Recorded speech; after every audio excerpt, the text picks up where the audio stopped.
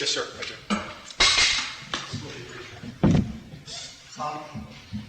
Agent Baily, did you hear Mr. Ghazi refer to somebody named Salim Khan? Yes. Are you familiar with the person by that name? Yes, I am. Can you tell us who Salim Khan is? Mr. Salim Khan is what we call or consider in DEA as a source of information. He's an SOI. And does he have any relation to this case? Yes. Can you tell us how?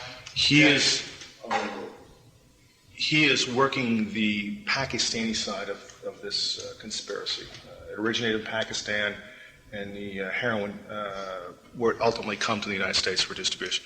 Now, to your knowledge, was Mr. Khan ever convicted here in the United States of any offenses? Yes, twice. And to your knowledge, were they state, federal, or what? One was a federal conviction, and the other was a state conviction. I believe they were both drug-related. I can't give you the specifics.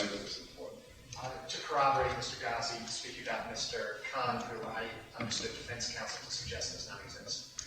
That's absolutely not true. All right, so not true. We don't have to argue about it. Thank you. How much is $6,000 worth? How much does $6,000 buy the heroin in a transaction like this? Sir, this is Pakistani heroin. Very pure fact indicated it was what, 91%. Yes, sir, and $6,000 worth of $6,000 would probably buy about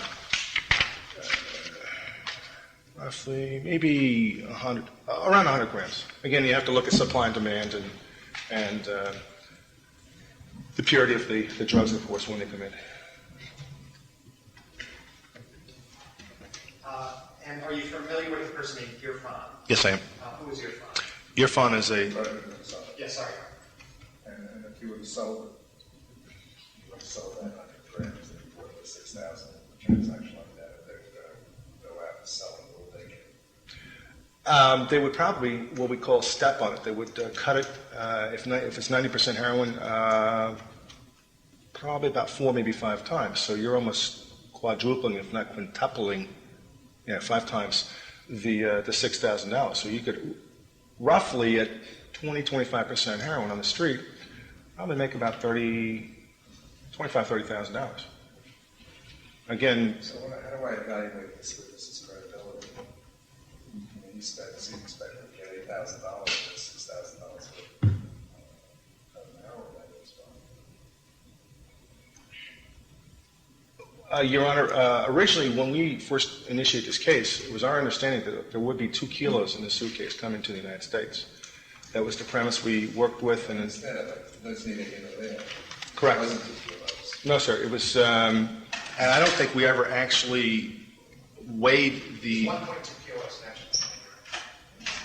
but we didn't actually ever weigh the bags I'm with. asking you, that wasn't my question. The question is, I mean, am I hearing credible testimony from somebody who just testified that expected to resell these 1 for $6 for $8,000? Yes, sir. Is he going to resell it for $8,000?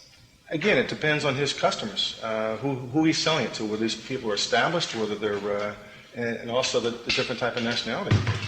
If these people are Dominican drug gangs, they may have a better way of repackaging and selling this up in whatever part of New York City. If it's Italians, they might not have as much of a network to reestablish this and put it back out in the street. Colombians, of course, deal in their own Colombian heroin, and this is Southwest Asian heroin, so it's a little different commodity. My understanding of this whole situation was, even though they were only taking small amounts, they wanted to achieve the ultimate goal of getting the entire quantity of that suitcase, whether they thought it was 2 kilos or 1.2 or half a kilo, whatever. They thought there was 2 kilos in that suitcase. And even if they started out with purchasing 100 grams, 150 grams, then they ultimately, after, even if it took a week or 2 weeks, I'm not sure whether they feel that was. I'm not doing maybe with 4 days in prison for an estimate. yes, sir. It seems that if I read it clearly, let's see what kind of suitcase it was, you know how much drugs there were. Nothing that matters. It comes to guideline calculation. He says on page 10 of that Yes, sir. He's pretty much right. I mean, I've seen some other suitcases that can hold 2 kilos without any problems. Again, depending on the way it's constructed, the way they can secrete the heroin within inside the bag itself. Delcy, for whatever reason, only since it's a soft-sided suitcase, they can only secrete only 1.2 kilos in. Again, it depends on how the traffickers over in Pakistan decide to send the stuff over and how to package it inside the suitcase. Just a couple other questions, Your Honor. Who is Irfan? Irfan is a confidential informant in Pakistan. And does he have any connections in this case? Yes, he's also working. He's actually the main informant for the DEA there in Pakistan and was working along with Salim Khan. Thank you.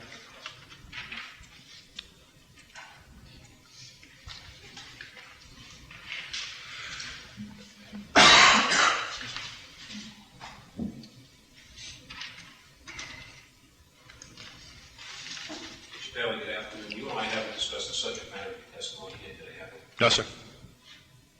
What testimony here today, if you want any documents soliciting tapes or you want transcripts before testimony? Yes. Tell us what you've used to refresh your recollection. My notes. I listened to the. You didn't testify to anything that involved this. What are we going through here?